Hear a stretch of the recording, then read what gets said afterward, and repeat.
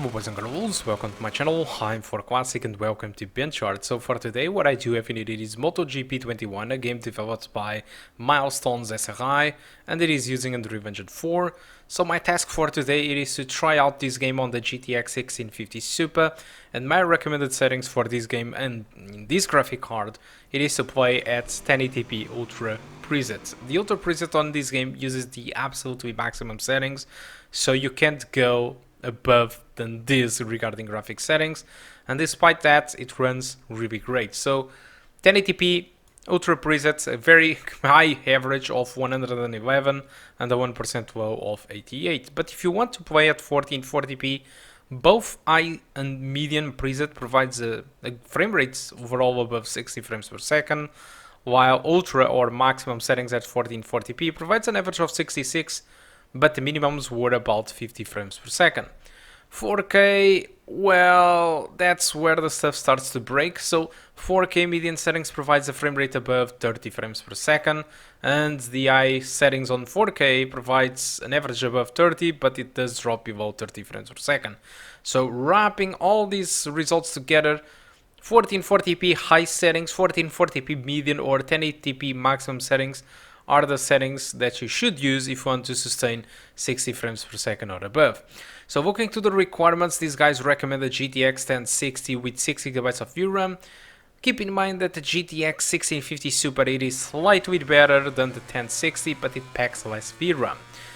Although, despite we are having less VRAM than the 1060, I don't think that poses any threats to this game, since this game at 1080p using Ultra preset, it just uses about 3 to 3.2 gigabytes of VRAM, so there is no issue if you have a 4GB graphic card in that regard. So those results that I did show to you, it was without recording, and I decided to use the two specific tracks that you are about to see in here. This one, when I'm playing right now, it is Portugal Algarve, using the wet weather and starting in the last place. Alright, and then I also decided to use the Spain track, but with clear sky.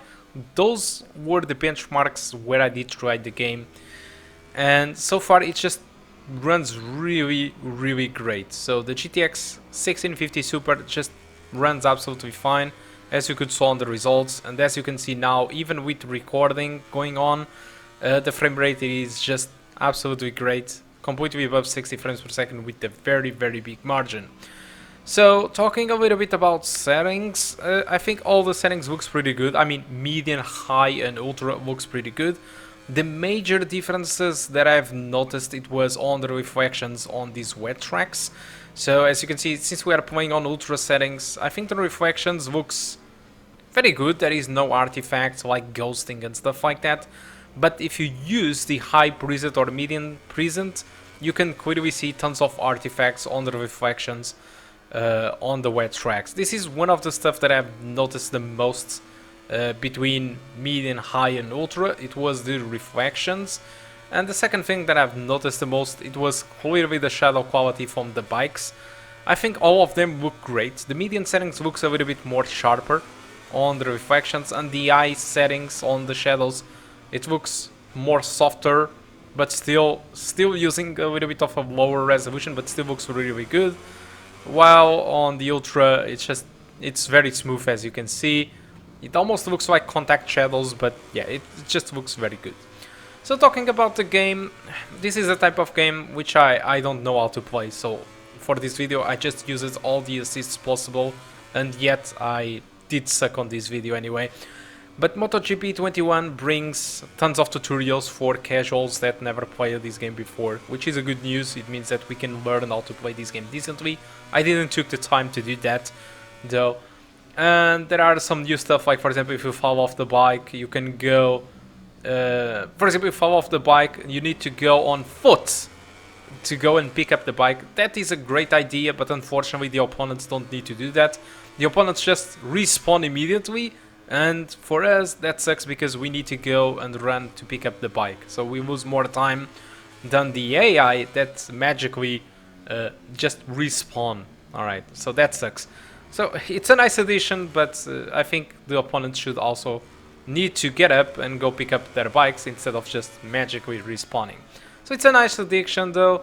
The game score, it is pretty much the same as the MotoGP 20, so it scored about 80, so it's a nice simulation if you are into this. It costs a full price as usual for all the MotoGPs, and I think that's all that I want to talk about MotoGP 21. Hope you did enjoy the video, and I do hope to see you soon. Goodbye.